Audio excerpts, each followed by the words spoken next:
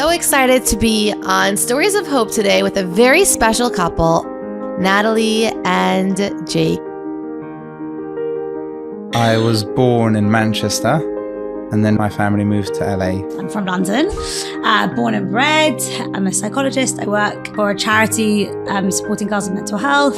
I came for the meal and then we just basically sat chatting there for about an hour. I then messaged my aunt. I'm like, do you mind just asking what year she was born? And then it turned out she was, 5 years older than me. Wherever I am, within 2.5 minutes, the question was always, but why aren't you married? And I found that when you went into the shut-off system, it was almost like it didn't work because you were in a very, very forced environment. It wasn't natural. However old I was, however long I'd been dating, there's just so much pressure within it that it's really hard to actually enjoy it. I just hadn't expected it to be such a defining feature in who I am. What gave you strength when you felt really, really down? Hashem can do anything. He can literally do anything.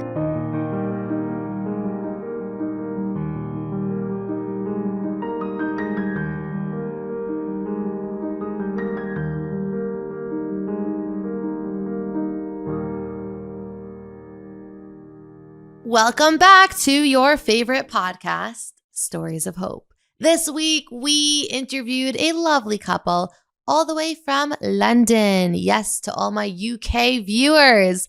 We visited your hometown remotely, so don't get too excited. But get very excited for this special couple, Natalie and Jake, who I actually met last time I flew into London to speak. They have so much to share, relatable information, life-changing education, and hopefully a story that will hit your heart the same way it hit mine. So get ready for another fantastic episode of Stories of Hope. And P.S.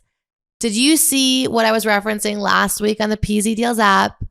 Again, they have everything from earpods to high brand shoes, watches. For all my credit card point junkies, they have those too. They have cameras, couches, outdoor furniture, kosher snacks too. Whatever you want, they name it because PZ Deals personalizes their app for the season and the clientele. So if you're like me, you've probably often thought like, I know there's stuff I need, but I forgot what it was.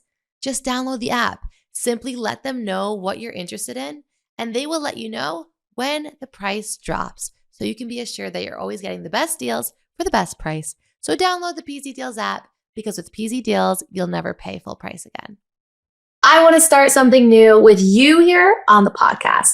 There's a minhag to give tzedakah in multiples of 18 as a segula for finding a shidduch. We know that tzedakah opens up channels of blessing beyond our wildest imaginations. Now, it's a small act, but it's a way of showing God that you're taking action. So, starting today, I'm giving in the merit of all the singles who listen to this podcast. Every episode, I'll be giving tzedakah with you in mind. And I'm doing it through the Kol Chabad Tzedakah Pushka app. It's so easy. It lets you give in small amounts like 18 cents or 36 cents, and it keeps track so that when you reach your goal, it empties your pushka like a real tzedakah box. Kol Chabad has a project that helps pay for weddings for orphans. And that's where your tzedakah will be going. That's a cause that's very close to my heart. So go to the App Store and download the Tzedakah Pushka app and join me in giving tzedakah every day. And we can also give before every episode. And in Mirat Hashem, it'll be a segula for all of us that are waiting to find our match. Giving tzedakah has never been easier before than with the Kol Chabad Tzedakah Pushka app. So download it today. Hi, I'm Tzipora Grodko, and this is the Stories of Hope podcast. I am so excited to be on Stories of Hope today with a very special couple all the way in London, Natalie and Jake. Thank you so much for coming in with us today. I think the last time I saw you, we were having drinks in your apartment, Natalie, that Jake suddenly became a barista and was, whipping something up. He's very good. And I had come into London. Yeah, I was brought into London by our dear friend, Joella Gotthold. Big shout out to her, ever. Who had said right when we began all this work, I wish you could come into London, Tzipora, but I don't think it would ever happen. And pretty much single-handedly, she would argue otherwise. She really was a trailblazer and brought me into London to Hendon. I met the beautiful community, spoke there, and finally got to meet Natalie and Jake in person. So shout out to Joella and massive shout out to the two of you for coming on. So grateful and so excited. So welcome to our podcast. Thank you. Thank you so much. Thank you, Joella. Thank you, Tzipora. So we'll start with you, Natalie. Give us a little sneak peek into your background, where you're from, and then we'll go to Jake and learn a little bit about him. Okay, so it's not a very exciting background. I'm from London, born and bred, and what's my background? Went to like English schools, very English education. And I'm currently I'm a psychologist. I work for a charity supporting girls with mental health. And we are also youth directors together in a synagogue in London. That's a very, very brief insight into Perfect. me. It just helps everyone understand who they're talking to. Yeah. Thank you. Jake the barista, go ahead. I was born in Manchester, and then my family moved to LA when I was 7. I lived there and then went to yeshivas across the East Coast in, Connecticut and New Jersey. Then I went to Israel for a bit, and then I moved back to London about almost 8 years ago. And then recently I started working in HR. I'm an HR consultant. Okay, thank you. And Natalie, can you please tell us, because I know everyone's just waiting to hear, how old were you and Jake when you got married? Okay, so when we met, I was 29 and he was 24. And then when we got married, I was 30 and he was 26. So now I'm 31 and Jake is 26. Yeah. So that is that's our fun fact. Our party trick. It's a lot more than little, and I'm really excited to talk about it today. Tell us a little bit about what your dating experience was like, Natalie, in London. That's a really loaded question. My dating experience, I'd say I found like dating in general, I hated it. Just the whole experience, which is funny because I'm actually like really an extrovert. I really enjoy meeting people, social. I might have loads of different anxieties, but social anxiety is not one of them. It's just not something I relate to at all. But there's something about the dating experience I just found that the pressure, however old I was, however long I'd been dating, for like the 10 odd years or whatever it was, there's just so much pressure within it that it's really hard to actually enjoy it. Like I was always nervous before a first date, always felt a bit sick and gross and like not good. So I started when I was about 21, 22. So I pushed it off a little bit. I felt like I just wasn't really ready. I just had a lot like to learn about myself before I threw myself into marriage. But my sister had got married really early. She to childhood sweetheart. And I was like, sure, it'll be easy, like whatever. By Pesach, Chol HaMoed, I'll be buying my engagement dress. I hadn't thought so much deeply into it. I just hadn't expected it to be such a defining feature in who I am. And then it was just like rocky. I think the way I dated, it was always a reflection, I think, of where I was in my head at the time. Like in the beginning, when I was young, I had a lot of these long relationships. And I think that came from I'm not sure and I'm quite indecisive. And I just ended up kind of dating and had just a lot of kind of more serious relationships that I really should have ended much earlier. But I just didn't have that, I didn't even know I had an internal voice at that point, really. Then I had to learn I had it. I had to learn how to listen to it, and then I had to learn how to trust it. And that was and then I had to, once I trusted it, then I had to learn when is it, when do I trust it? And when I'm I know this is what I need. And then Hashem turns around and he's like, no jokes, Natalie. I know you think you need this, but you don't. So it was this constant learning myself, this is actually now what I need. And I have to listen to myself. And then there'll be an obvious Hashem moment where it's not actually what I need and I'm wrong. So that way it was just this constant lesson throughout, and all the emotions that went with all those lessons of your identity and forming yourself. And then you're trying to form your identity like alongside this dating experience. And then you've got this whole external world and how they're viewing you because you're not married. But then you also want to just build yourself for being a person, not just for the simple fact that you're not married. So it's just a very interesting, it's such an interesting period. And I have to say it is a massive relief. Like we've been married now like 10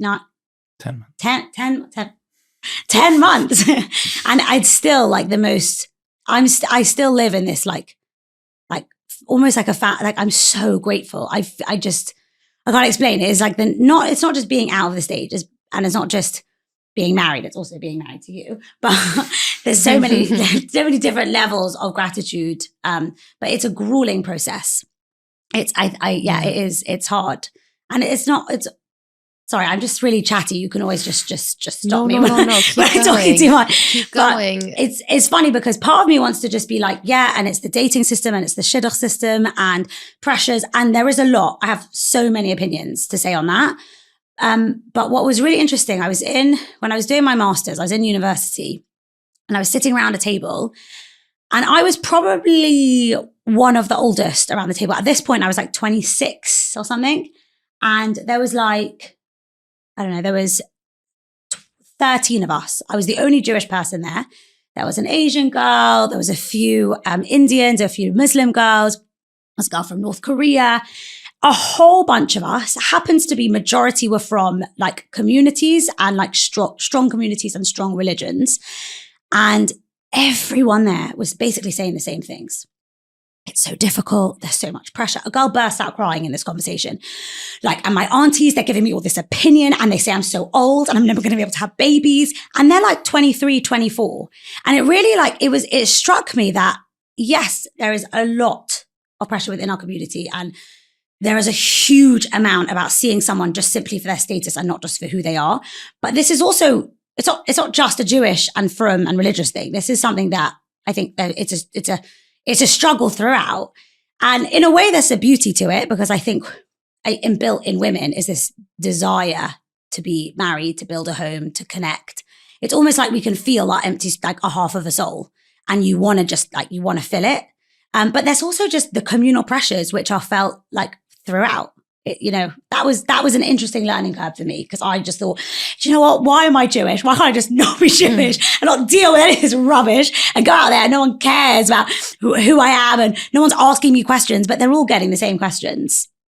And it's also, it comes from the beauty of being in a community where people care about you and that you are not insignificant.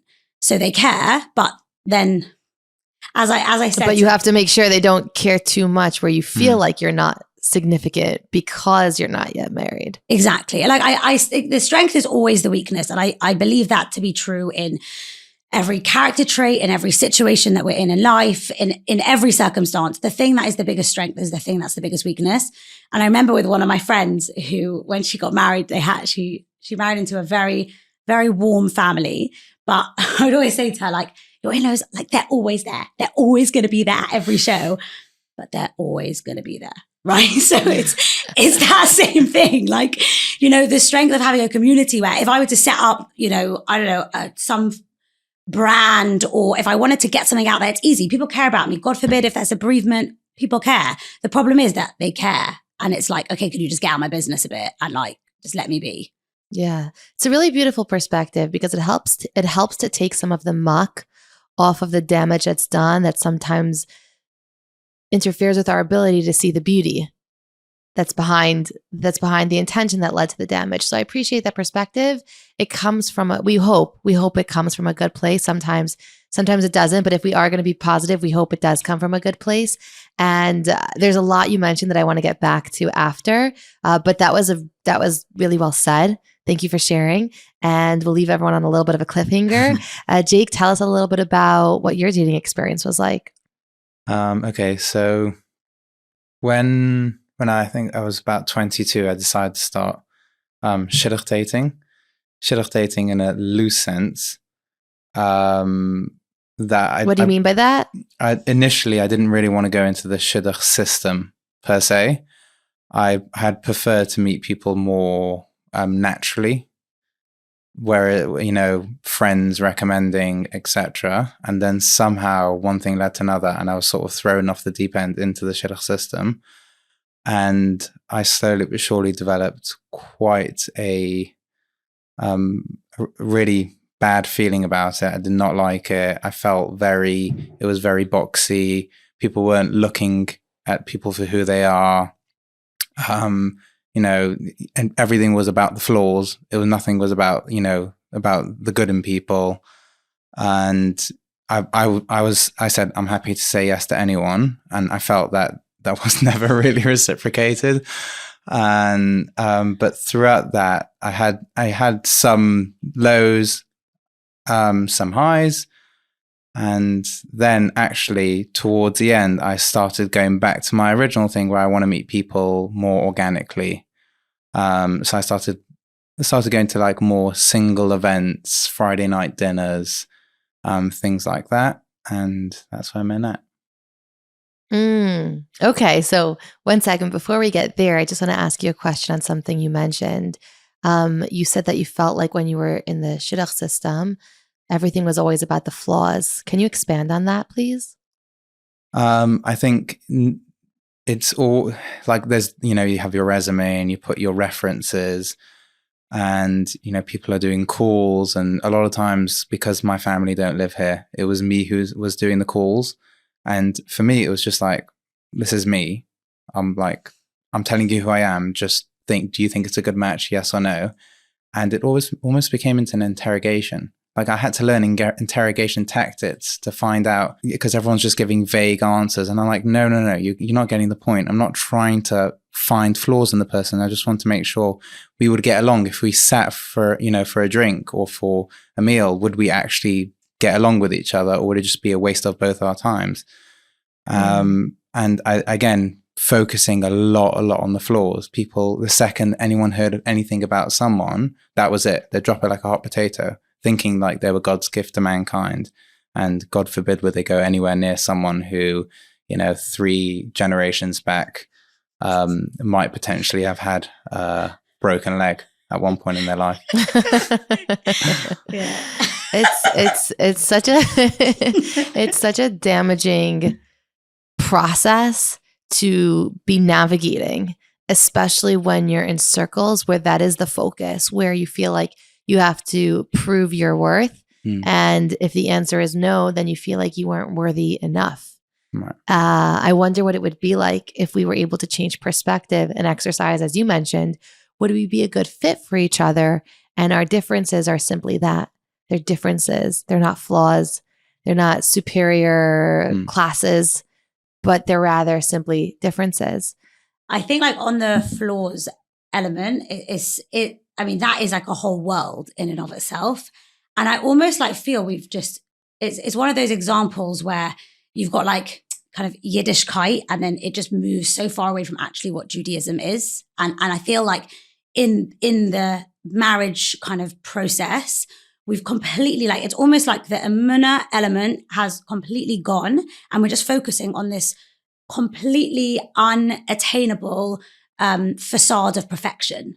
And this actually has never made sense to me, because if we look at like our avos and amahos, the people who are like the best people that we're looking up to, we're like, they have the most messed up families ever and the most crazy flaws and genes, and like just like you would just stay so far away. And for some reason, it's like, I just don't understand how we've like moved from them being the people that we're supposed to be, you know, mirroring our lives off of. But then when you want to find a marriage partner, God forbid that they had, I don't know, some infection 62 years ago. And it's just like, what are you talking about? Like, so then you learn resilience in your marriage. Like, why is that exactly as you're saying? It's just a difference. And also, I think the thing that also annoys me about it is it assumes that once you're married, everything's fine. Once you're married, you'll never get ill. Don't worry about it. You'll never hit financial struggle. You know, that perfect family you've been married into, they'll stay perfect. They'll stay married. Like, as in, it's so like, there's such a deep ignorance in it. And I just don't understand how we've actually got here. That baffles me. Like, and then what that also does, the education that feeds into to everyone. First of all, from the mental health perspective, what you're basically doing is just teaching everyone to lie and be ashamed. Exactly. Like, shame, like you're just embedding shame. Not only lying to other people, you're lying to yourself. Yeah. Do you know how many questions I get? And I from like girls, and it's like they'll whisper certain like anxiety or depression or things, and I'm like, this is so normal. I mean, like, just it's such a normal thing. Like, it's so you're acting as if this is like an illness. Do you know? It's like it's very like the same way that, you know, if you had a broken leg, you would go to a physio. If you have some struggles or difficulties within the way that your mind is thinking, or, you know, your ability to hold yourself in the world. So you just go and get some help, and hopefully if it's the right help, it will help you. Now, wouldn't you want to marry someone who knows how to fix their problems? I per se would not want to marry someone who has a broken leg for 15 years and doesn't deal with it, because then I'm left having to deal with a broken leg and he doesn't even know he's got a broken leg. Do you know what I mean? I'm like, where's the logic here? And how we embed, like, and then no one's coming forward to get help because they're panicked and feel that there's something wrong with them. Like there's like a mum because whatever it is. I mean, I'm talking that my example here is in mental health, but this is in anything with physical health. Who doesn't, no one has enough power or money to decide who's going to be physically well or not. That's Hashem. It's just completely taking Hashem out of the system. And like, exactly. how can you then focus? And the worst is when you get these calls of like, these frummily like calls, and they're really like, you know, you're not good at, but you're totally losing Hashem in the whole thing. So that's not like, that's like this. Anyway, whatever. I'm going to just stop. I've got too many opinions on this. There's so much to say in response. And I remember, Natalie, when we met, it was over a live. You were single. Yeah. You hadn't. Jake never. We actually were dating at the time. We were dating at the time. You were dating when we did that live? I was secretly watching the Instagram live. No way. But bump. Okay, fun fact. And I remember instantly feeling like a soul connection. A lot of what you've just shared is so much of what we talk about here.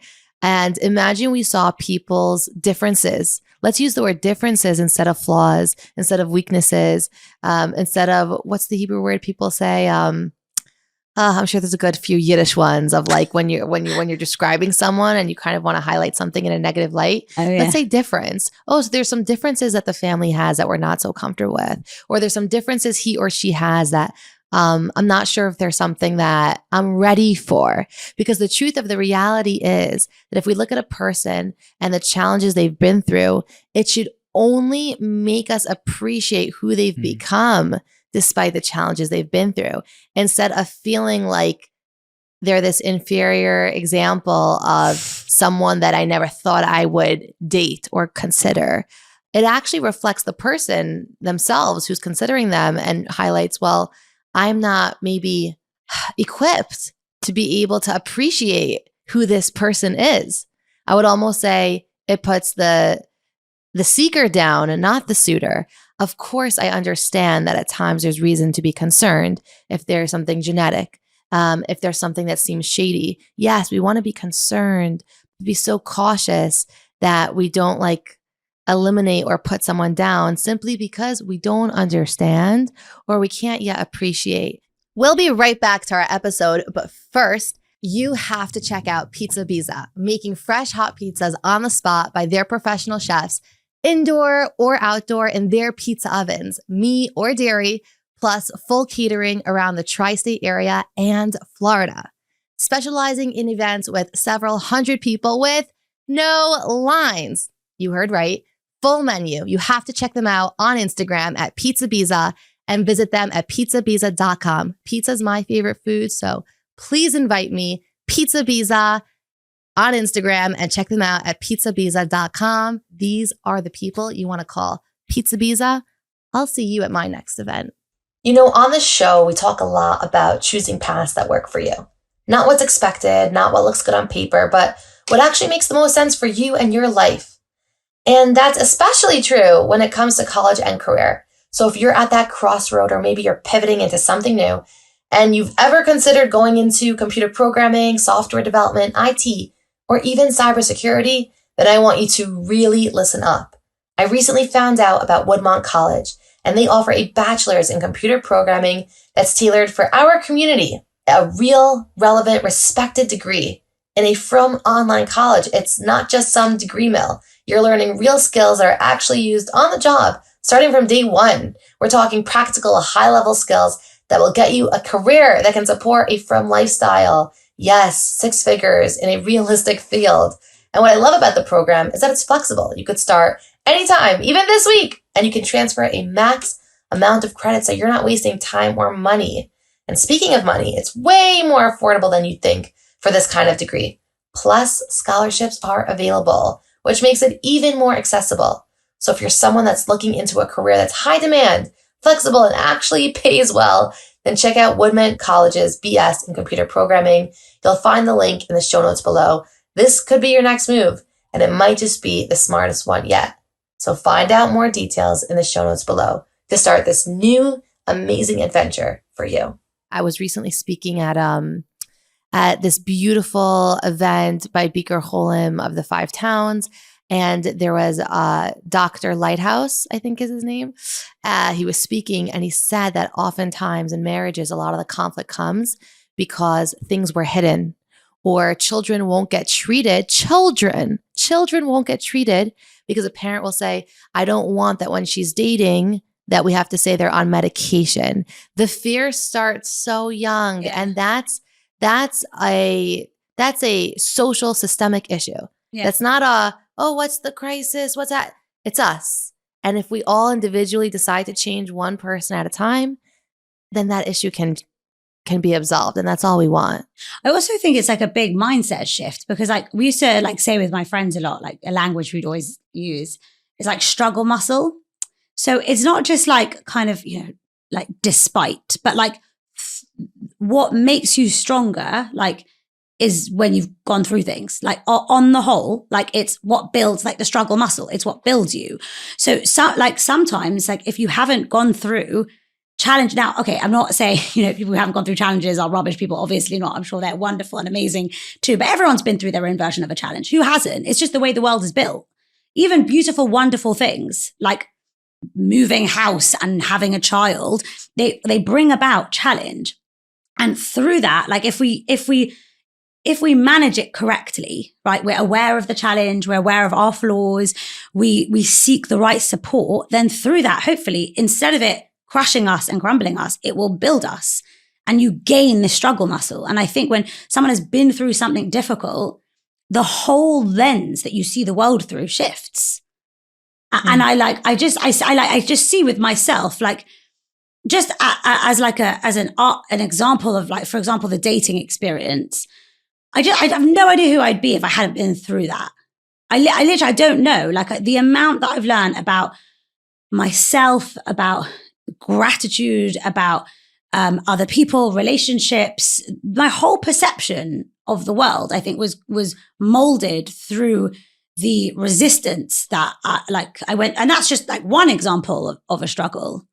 So like, I just don't really understand, like to see it as like this as this problem. I almost don't understand it but the equation is hopefully struggle, dealing with it correctly, stronger. So why we see it as something that like is embarrassed or shameful, it's like people are just saying words without, like, it's like their brain has been disconnected from their mouth because that doesn't make sense to me. But I definitely agree. You've got to know what you can handle and what's good for you. So there are certain things that if you like, I don't know, if I've got a certain flaw, I might need, like on a basic level, we're polar opposites. We're completely polar opposites. Is it like, and I always knew, like, I'm a scatty mess. I'm all over the place. I'm just the free-spirited person. And he's like the type A, organized, knows where his keys are, that type of person. Like, it's just like, I knew I really needed that. Like, it would have been, 2 of me in a marriage would have been terrible, right? So you've got, like, that's a very basic example, obviously, because I don't want to get too personal here, but knowing what you can and can't handle is a very different thing between seeing people as problematic. Yes. And I just hope, like, I hope as we work on this on a macro level, individually, people can work on it on a micro level, that no one should ever think that they have less opportunity or less blessing in their life because of challenges that were given to them, like you said, because struggle turns into strength. And on that note, I actually want to go back to your story. Jake, I want to know if you could bring us to that day when you met Natalie at the table. Clearly, there's an age difference. Clearly, you're younger than her. Clearly, that's not the typical. And I want to know what it was like for you, and if you could bring us back to that day. So to start, fair disclaimer, I didn't know she was that much older. He's not such a hero anymore. I roped him in. I don't think I ever had an issue with dating older. I think in my mind, like 4 years older wasn't an issue. And I think I went to the meal. It was a massive hashgacha process story. I think Thursday night, I asked my friend, where are you going for Friday night? I'd love to go out for a meal. And he said, I'm actually going to Yaakov Tatz, who is her brother-in-law. I said, oh, can I come? He's like, just message him directly. So I messaged him directly and he said, let me ask my wife. I'm not sure if we have space. And he's like, you know what, just come. So I came for the meal, and funnily enough, Yaakov wanted to set her up with someone who was at the meal. We're not going to give any more details. No, but what was the best part is I also actually wasn't supposed to be at, it was my sister, but I wasn't actually supposed to be at the meal either. And then it was Shabbos Hanukkah, and I was like, I really want to be with my family. And I switched things up to be there. And then my sister was like, it's hashgacha pratis, because we really wanted to set you up with this guy. And he just asked us like in shul to come, like, this is unbelievable. So they quickly made like a spare seat. And then, and this is not Jake. And it was a really, really long table. There was a lot of people. So I'm like literally sitting on the top end. I'm here. And she's all the way on the bottom end. And I think where things kicked off was, they went around the table asking what your favorite flavor of ice cream is. And she went for mint chocolate chip. So I made some vomiting noises and I said, well, that's disgusting. I'm sorry. And then I said, I'm sorry. His was vanilla. It's the most beige flag I've ever seen. So if anything, I should have been vomiting. Anyway, carry on. So I'm just saying. Listen, you can never go wrong with vanilla. Yes, you can. And then basically after the meal cleared up, I basically she moved over and sat right next to me. And my friend comes over to me and he's like, okay, I want to go home now. I'm like, okay, so you can go home. Don't have a problem with that. Don't think he was very impressed. All for a good cause, as they say. He had to. Then his friend had to actually walk my mum home.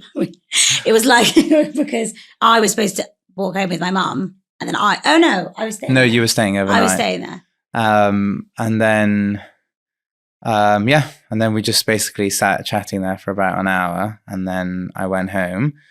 I then messaged my aunt asking about her, because my aunt knew about her, and she said, oh yeah, cool. I'm like, do you know how old she is? And she's like, I don't know.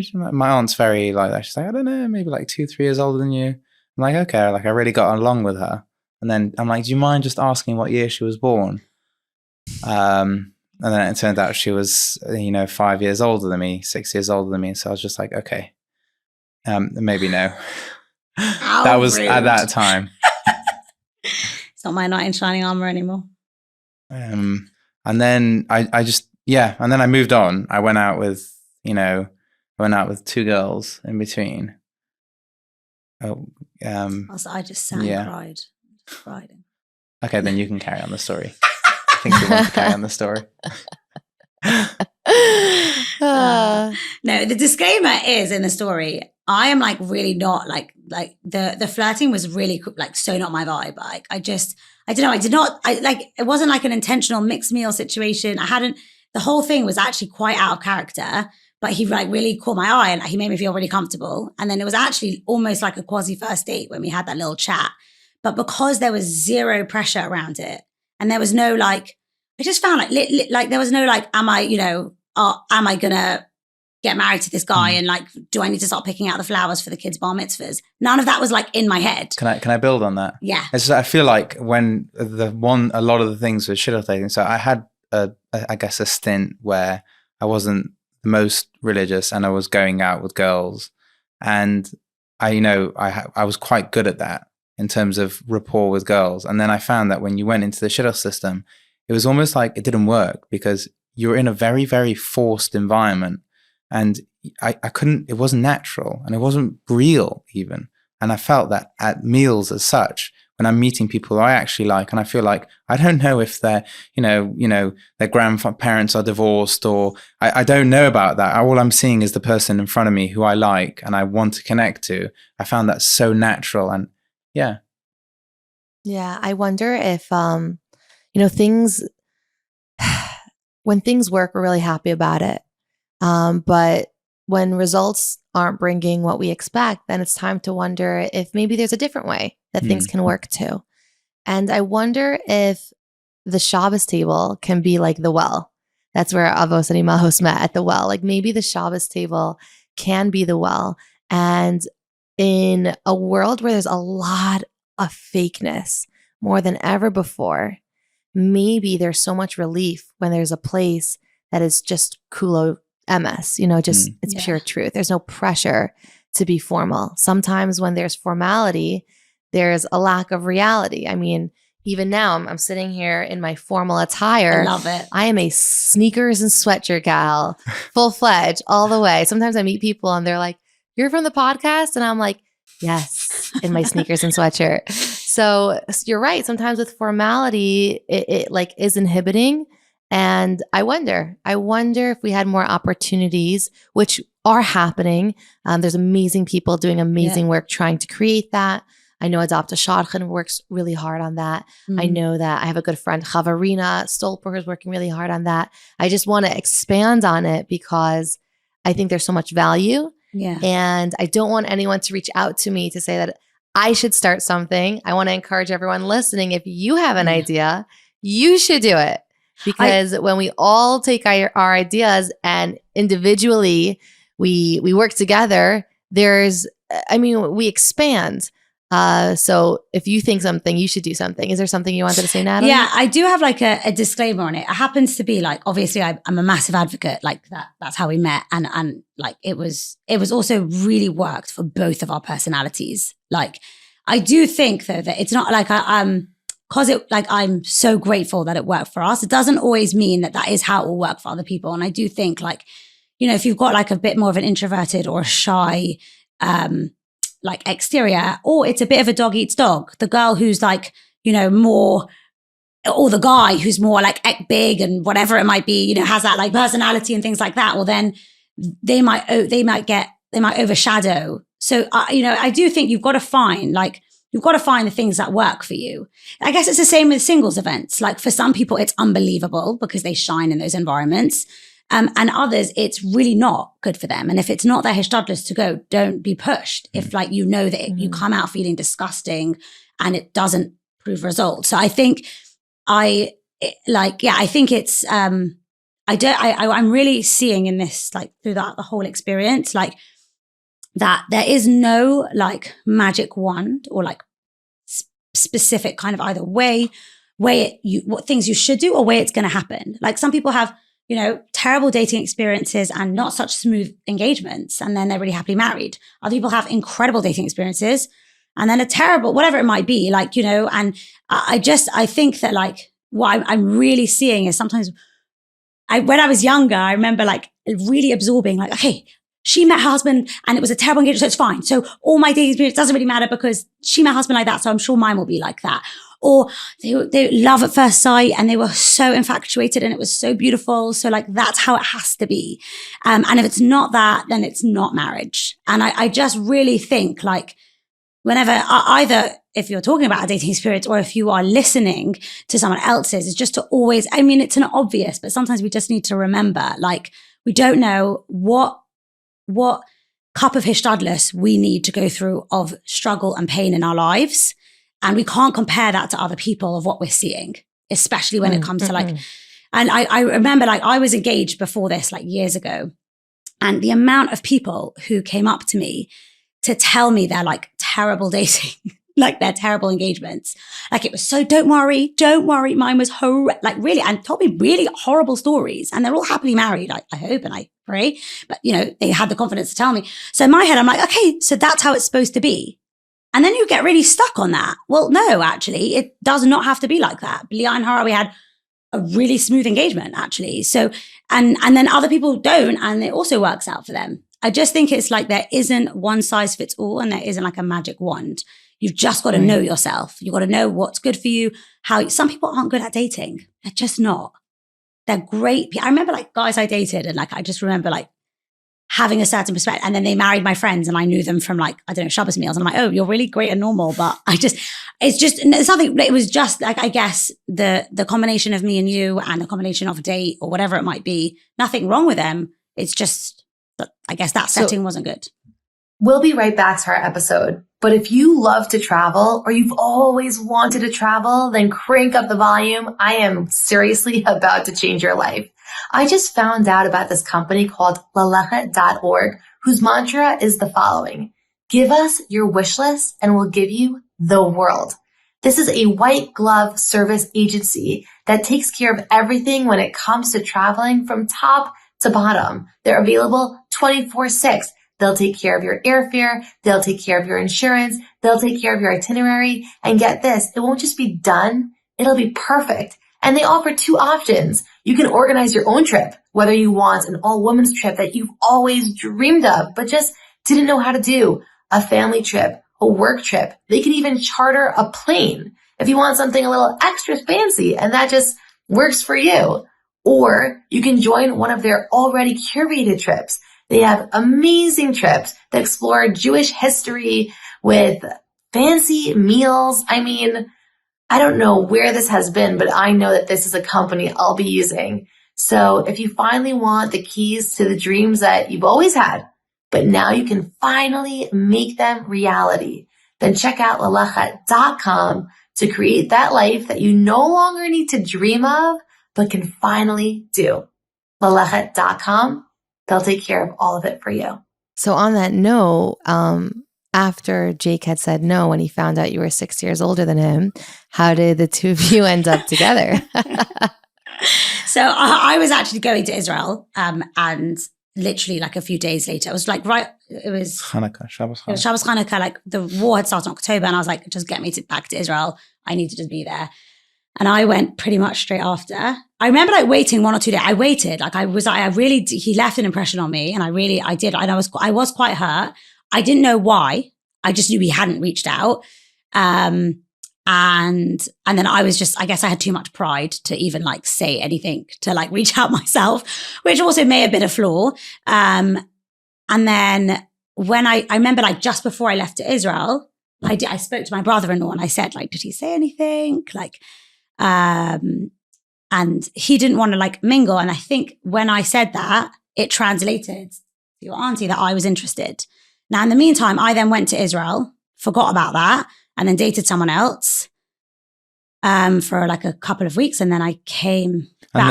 And then basically what happened on my end is I think her brother-in-law reached out to my aunt and said, would he be interested? And then my aunt's quite she's not a pushy character, but sometimes she's a pushy character. And she's like, you should go. You really liked her. Like, why don't you go out with her? Why don't you go out with her?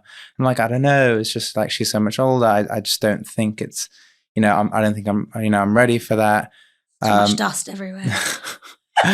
And then, like, all right, okay. I always say I'll go out with anyone. I don't have a problem. So like, I'll go out. Why not? Makes me feel really special. Thank you so much. No, go on, make that better.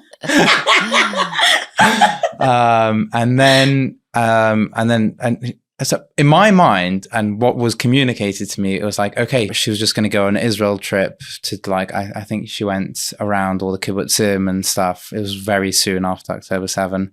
And we were going to go out. And obviously I was also, it was over the December break. So obviously I was going away also. And then I came back and then I was told, oh, she just extended her trip. I'm like, okay. And then I'm like, okay, but can I just message to arrange a date? Because I just want to have a date. I want to know when we're going out. And it was not a good communication. There was a lot of coyness going on. And meanwhile, she was dating someone and I had no idea. And I'm like, okay, I told my aunt, can you just please message her and ask her when we going out? And then my aunt did that. And then actually... She didn't message me though. I had no idea. No, she messaged your brother-in-law. And then actually, so going on the fact that you said like Friday night dinners, so I'd been working a lot with Shad Khanim because I was fed up with the system. So I was working on I kept bullying them to do Friday night dinners, Shabbat meals with guys and girls, dating events. And I kept pushing, never happened. And finally, Shad Khan messaged me and she's like, we're doing this speed dating event. Just to clarify, he's justifying his actions. Go on. can you be a part of it? And I'm like, okay. I asked my rabbi, am I allowed to do this? And he's like, you haven't gone out with her yet, so it's fine to go there and just obviously just go and participate. So literally the night before we went out, I went to a speed dating event. I was livid. And then we went out on our first date the next day. I find that more often than not, these things happen. That it's like everyone always says, when it rains, it pours. So there'll be nothing. And then all of a sudden there's all these opportunities and it can make everything feel so much more pressureful. I just made up that word. And so much more stressful because you're like, I'm trying to make good choices and I don't know which is the right choice because I don't know if the outcome's going to be the right outcome. And it can feel so confusing. Yeah. I also I think what's funny is like when we also try and interpret Hashem's messages, and I'm not to say that we shouldn't because obviously like they're for a reason, but I remember like coming home on the plane and I was in such despair. Like from after like October 7th, I was like everyone else. Like I just was a shell of a person forever. And I just needed to get to Israel. And I finally got there and I'm like, I'm doing something. And I extended my stay and I was dating someone there. And then I had a place to stay and everything was fine. And I had come home and I was like, why am I home? Like, and I was on the plane and I cannot explain the amount. I was crying and crying the whole flight. Like, what did I do, Hashem? Hashem, why did I make this decision? Like, I just want the plane to like have a problem so it turns around and just goes back to Israel. And I just forget, like, I was so my friends were like really worried. Like it was she put something on a status and meanwhile I'm telling my aunt, can you just organize with her when we're going out? And I was like, I don't think it's the time. She's like, she's put something. She'd asked me about I knew how, and she'd asked me, I said, yeah, I'm extending my stay. It's been so amazing. But the part is like, I just remember thinking like, but this is what Hashem wants from me. He wants me to be in Israel. Why would I have come back to London? Like, it doesn't make sense. I could have taken off the time of work. It didn't make sense. I came back and I was like, and it was just kind of like, it's the same with our Shabbat meal when everyone was like, Hashgacha Pratis, that guy was at the meal. We never really know like what exactly, we can make interpretations and we can try and connect to what Hashem might want and see patterns in our life. But like in this setting, like really, I was like so distressed that I'd come home. And then I came home the next morning because I was like in this, and I was actually still dating this guy. And I was like, I just went to my sister. I was like, I think I'm going to end it. Like I just think I'm going to end it. And then I looked at her and I'm like, what about that guy? Like at that meal? Like, meanwhile, I've been waiting for 3 weeks. and she was like, amazing, he wants to date you. And I'm like, no way.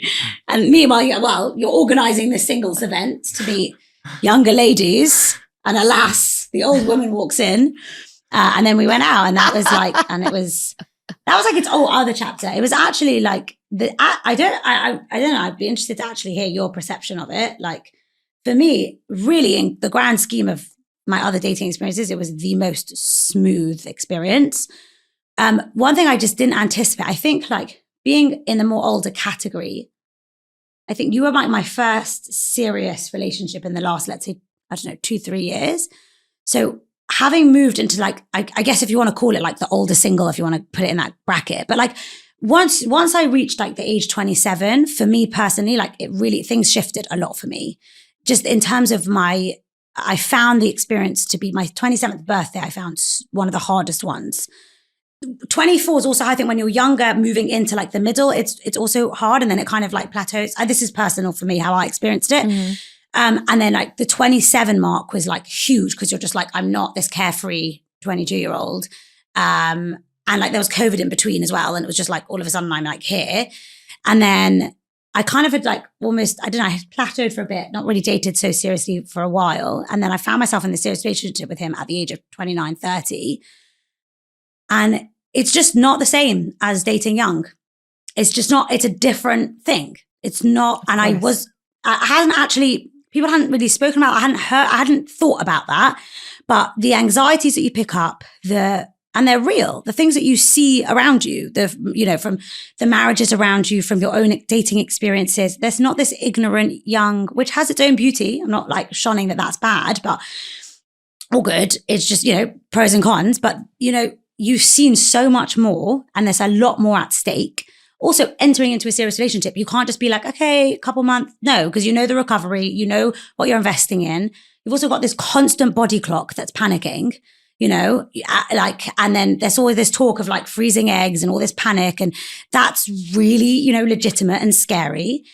And it's just not carefree in the same way that like when you're dating, not that it was ever carefree because I was always overthinking it, to be honest, but like, it was just different. And what I started to really do with him was I self-sabotaged a huge amount. Because it was so clear to me and to everyone around me that we were basically going to get married, I was very lucky that it didn't actually interfere. But like every fear I could have thought of, like I picked, like he was a narcissist, he was going to abuse me. I can't explain the stuff. The best thing that people around me did was they took me seriously in like a non-serious way. No one was like, you're being an idiot, Natalie. Like, no one said that. Like, they listened to me in the back of my mind, thinking like, she just needs to, like, my good friends listened to me because I just was so, anything he said that I could like latch onto, like, he's going to clip my wings. Where's my freedom? You're going to, like, all this panic that I had. And it was just, I wasn't anticipating to that level. It was what really changed it was I was so nervous. Like, I wonder, like, who can I ask? Like, is he a narcissist? Because I just need to know. Like, as if that was I don't even know why. I don't know where I'd created this stuff from. And like, what do you call it? I think it just seemed too good to be true, Natalie. You were scared. You didn't know what meeting the right person felt like. So it makes sense that all these fears popped up. Yeah, it was like, I was like, who can I can't ask his auntie and uncle. They're not going to tell me the truth because if he is a abuser, they're going to want to ship him off. This is like all the stuff I'm making up in my head. And then for some reason, we like Jake initiated a meeting with me and his rabbi for something. It must have been another panic I was having that was maybe more mainstream. I can't even remember what it was. I just needed some form of like validation. But like, of course there's all this panic because you're like, well, is this what people say? The people who go to the chuppah and they think that they're marrying someone and then they get divorced and all these things come up. Did they know? Are these the things that they're talking about? Is this the knowing that they're talking about? You just can panic. There's so much more panic and there's so much more you've seen. You're less naive. Exactly. You're less naive. You're an adult. You're seasoned. You've been exposed to a lot. It only makes sense that you've collected all this data to try to help you. And sometimes it can almost make you discredit your own decisions because, again, I always say this, like, you have nothing to compare it to. It's your first time. And on that note, I actually want to ask you, both of you, a question. There's always everyone attempts to try to control the things they don't understand. And so one thing that I've heard, and I've spoken in a lot of different places. I've spoken in London and Mexico, Israel. I've spoken all over. I feel like I'm missing someplace that sounds a lot more exciting, but I'm forgetting now. They all sound exciting. And one of the common questions I get is, should I move? I'm so scared. My rabbi, my teacher, my mentor, they all told me I need to move, but I don't want to leave my home. Can't God bring him here? And Natalie, I want to know if that's something that's ever come into your life as someone that was, 29, 30, and you're trying to meet the right person and you feel like, I think I've met every guy who lives in my city. Can you speak to those voices, those insecurities? Yeah. And then Jake, will go to you. Such a good question. I actually remember when I was in SEM, I was in Madrashat Tehillah and we were on the Neve campus and they did this Neve show. And I remember so clearly, like I was really young at this point, but some of the Neve girls basically stood up and told like their stories of becoming frum and whatever. And this one girl stood up and I don't even know who she is. I wish I could like quote her, but this is 10 years plus later that I remember this. She told this whole story of her dating. She'd become frum and she lived in some far out place in America. And it was good for her and her job. Things were going well for her, but she wanted to find her husband. So she went to her rabbi and she said, listen, like, should I move? And the rabbi just said to her, Hashem knows your postcode. So she was settled with that. And then like a couple of years later, I think she was like, okay, I'm aging, I'm getting older now and I don't know what to do. And should I just move? And I'm not really sure. She went up to the rabbi again. He said, Hashem knows your postcode. And this happened like a few times every time she was getting older. And she was like fairly old by the time she basically, like, she was really like, okay, I think I'm going to move. And she went to her rabbi and the rabbi just repeated one more time, so Hashem knows your postcode. And she ended up marrying someone who lives around the corner from her. And I just keep on like thinking, Hashem knows your postcode. Now, not to say that for some people, it might be their hishtadlus. Like I would probably in my head, what would make more sense is if the environment's not good for you, then that sounds like hishtadlus. So like, I know a lot of people, for example, if they move to Israel, like single, that can be really hard religiously and that can be really hard communally and financially. So, Hashem can do anything. He can literally do anything. It's not hard for him to find your spouse. There's a reason you haven't found him. But compromising yourself to find him, that doesn't make sense to me. So I just knew like, I obviously thought about it quite a lot. I thought culturally, like America just I just would have got lost and I wouldn't know my way. I just don't know. Israel, I did think about it quite a lot, but I thought religiously, I've seen a lot of people who have gone and really struggled, not in like a judgmental way, in a way you're not in an influence. I have the most unbelievable friends. Like I literally am the luckiest like girl alive. They are like my everything and I have an amazing family, and to pick myself up and move just did not seem appropriate hishtadlus for me. So although I thought about it, I was never going to move. I was just going to maybe go somewhere for a bit. But then I always kind of wanted to be here anyway. So then it's all, yeah. Anyway, any opinions? Thank you. Would you like to share after I've spoken for 2 hours? Jake, what about you? So it's really funny because I think if people always ask me when I say they're like, where are you from? And I'm like, I'm actually grew up in LA. They're like, well, then why did you move here? And I mean, I had my reasons. And again, I left because it was not good for me to be there. And I moved here specifically for that. But in the end, again, Hashem really knows your postcode. And he knew that I needed to move here to eventually meet Natalie because I never would have met her in LA. And again, I agree with what she's saying in terms of it needs to make sense for you where you are. What the infrastructure is around you, if it's going to help you or if it's not going to help you. But if it's not good for you, please don't be afraid to pick up and move. For me, it was the best thing that happened to me in my entire life, was not being afraid to say goodbye to everything I had there. My family still live there. I picked up and I moved and I live here now. And now this is my family, my friends, my reality is living in London. And that wasn't because of dating. That was because of me. So if you're just moving for dating, don't do it. That's my opinion. Right. Yeah, that will be very devastating. That will break you into pieces because that's not a healthy choice that's within your realm of control. Like you mentioned, if you move, it should be because of other factors that will contribute to your mental wellness. But I'm so appreciative of both of your responses because I've spoken in a few places where part of the speech was, God knows your address, don't fear. And I was told, don't say that because maybe they should move. And I remember being so confused. And I think that if someone's making a decision that's going to increase more distress, more loneliness, more financial insecurity, if it's not going to set them up for success in their overall wellness, then I can't see how it can be a good decision. So I want to exercise extreme caution to anyone who thinks or has been taught to believe, maybe I need to move in order to get the man or the woman. First ask, like, is this going to be the best thing for my wellness? Because that's the question, really. Everything else is our illusion of control. Yeah. And no one can tell you what your hishtadlus is. I mean, maybe your rabbi, but it's between you and God. And he definitely, like you mentioned, he knows your postcode. He And it's doesn't need also- our help. It's also, don't think about the whole world as just being married. There's a lot more around Of it. course. And Yeah, if you're just thank you. going to be married somewhere else and nothing else is there, then you're not really looking at it in a proper way.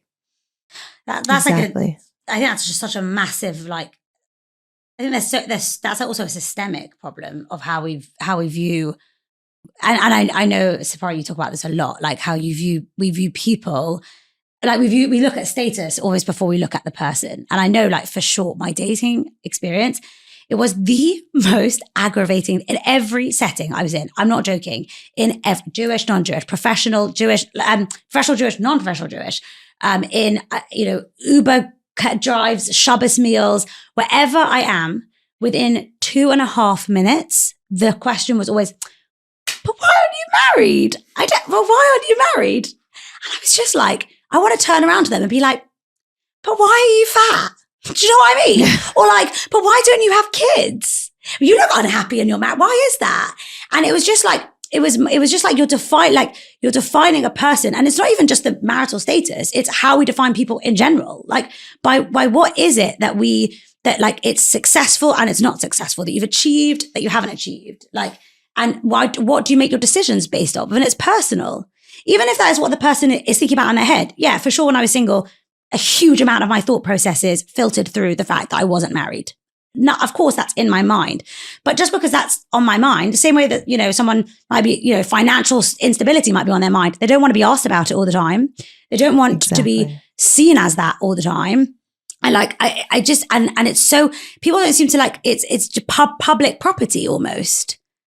And this like assumption of like, the worst was when it comes on the assumption of like, "But you're so clever, but you're so pretty, but why aren't you married?" So you'll say, "Oh, right. Okay. Yeah." Because you're right. It is just, if you're pretty, then you're married. And then if the ugly people aren't married and, you're not married because you're ugly. Yeah, you're right. I should, like, whatever it might be. It's like, well, how are you saying that?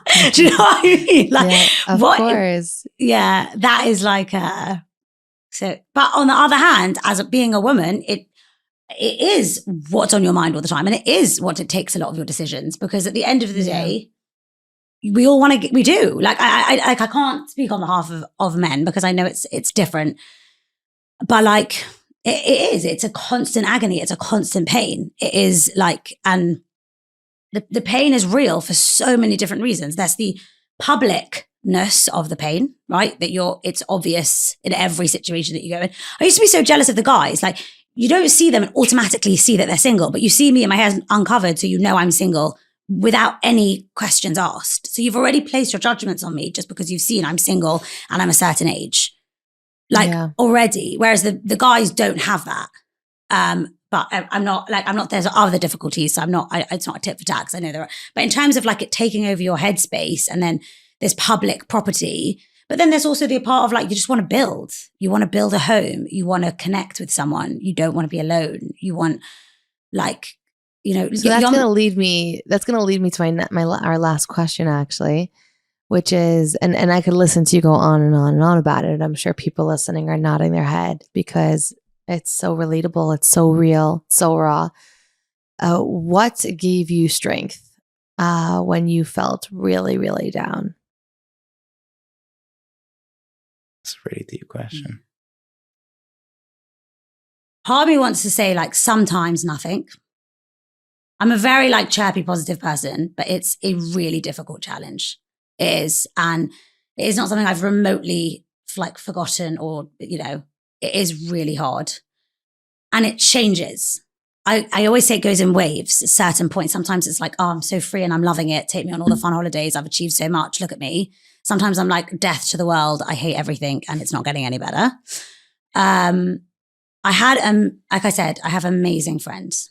And I have friends in different stages. So I have friends who are much older than me. And that was also nice because they have a whole home and a whole, and then I have friends who are younger than me. And then I have friends who are in my stage. Obviously, it somewhat dwindles. I think that's like a bit of a negative word, but it does, when I was 29, but like quality over quantity. Not quantity. I still have the most amazing friends. And Amuna was really the main thing. Tefillah in its own way. It's not always this like lightning strikes, but my tefillah was really big. And then the next stage is when you then get married, how you then change your relationship with Hashem a bit. That's a whole nother, it's a share in and of itself. Not for today. I think in my experience building on tefillah, it was whenever it got dark, I would go either to a park or somewhere that wasn't sort of mainstream around people. And I would listen to, I particularly like when I want to do sort of connect to Hashem, I listen to like a lot of old Chabad music or, breast of music. And I'm not a person who meditates much, but I used to meditate a lot and just had a very, very powerful relationship with Hashem in that point. And it just got me thinking about it. And every time it got dark, I really, really, really saw the Yad Hashem. I can really see what was going on here. And I can see every single time he was taking another muscle and just working it to the bone to get me ready. And overall now in the picture, I can see a lot of my, my character traits I worked on, my midot that are, the stronger ones, among the stronger ones, are because of those challenges that I went through. And I had that time to just go be myself and be with my thoughts and with Hashem and just sort of, cry it out, just. Yeah. Beautiful. Journaling as well. Journaling was really helpful. I have every guy I've ever dated. I have all my journals and everything. That was really. You better keep those locked up, girlfriend. Yeah. He's like, I want to see them. I'm like, Jake, you're never seeing them. Literally never. I know that you're about to end, but I just want this. One other thing I really wanted to talk about. Yes. If that's okay. And it's one thing that was really hard for me a lot of the time in dating is other people's opinions who really try and help. And when there's certain times in certain relationships where it really looks like ticks all the boxes. And for me, I just knew it wasn't right. One of those being when I was engaged, and nothing wrong with any of the people I dated. They were all great, lovely people. I knew it wasn't right. And the thing that really I found I struggle with the most, probably the most in dating, is the external voice that tells you there's something wrong with you, that you have issues, right? So my parents are divorced. It's because your parents are divorced, so you must have commitment problems. You must. I remember I got pushed into seeing a trauma therapist. I got recommended to take medication, all based off of the fact that literally based off of the fact that I couldn't commit to these people, and then I start questioning. And I remember thinking, I remember when I was ending my engagement, this is it. Why am I ending this? Because I'm never going to get married because I have all these issues. All these people were telling me, you must have problems. You must have and people that I really love and I trust, were really telling me this. And I had two amazing rocks in those times, particularly, who just were so straight narrowed. And they were like, Natalie, you literally have nothing wrong with you. You just don't like him. You don't have anything wrong with you. You just don't like him. So you have commitment problems. You just don't like him. And in my head, I'm I do have commitment. And then it took me 10 years to realize I don't have this problem, because the second I met him, although I had all this panic, there was no problem with the commitment, at all. I just had we didn't date for even that long. I just had a lot of debris that I had to kind of just acknowledge. But the amount of energy I had to take to basically stare those people in the face and be like, you're wrong. And I wish I could go to some of them now. These are kind of Rebbitzins who, and not, okay, some Rebbitzins are amazing, I'm not but who really made me feel horrendous. I have issues because the blah, blah, blah, because of what I've seen. And it's just who are you to say that? And the really important thing I learned was that on one hand, you have to, treasure amazing advice. And on the other hand, you have to learn how to filter out. And the most important thing is, learning you have an internal voice, learning to listen to it and learning to trust it, because no one else will make your decisions for you. And people will tell you things. And you have to learn to say, that's actually not, I know myself better than that. And I know I'm an amazing person. Please don't dictate the narrative of how I view myself. Very well said. Something that I like to share here is you can't take credit without taking responsibility. So you can't say I'm a mentor, I'm a guide, and then when things don't work out, say, oh, well, it was all them. So very well said. Oh, and I'm sure there's many people who needed to hear that. So take it to heart. Natalie and Jake from London, And our new camera guy, Jacob, in the background. Thank you so much. Thank you. Thank you so much for being a part Pleasure. of this very special episode. Pleasure. Bye. Thank you. Welcome back from London from this special episode with Natalie and Jake. If you enjoyed this episode, if you want Natalie and Jake to know how much it meant to you, then please just take a few seconds to leave a comment in the comment section below. Every week I read the comments, and every week when our guests who were so brave and courageous come forward and say, how did the episode do? Did people like it? I say, you don't need to ask me. All you need to do is read the comments in the comment section below. It is one of the most thoughtful, considerate, and kind ways that you can say thank you. As you know, all we want at SOH is to provide the content that you're looking for, that you're waiting for. So if there's something you want and you don't see it, I'm not bringing it, then I need to know. So please let me know by reaching out at soh@meaningfulminute.org. And to all of those who have reached out, who have shared their heart and soul, their beautiful feedback, it means the world. It truly means the world. So thank you for being a part of our special mission, and we'll see you next week at SOH.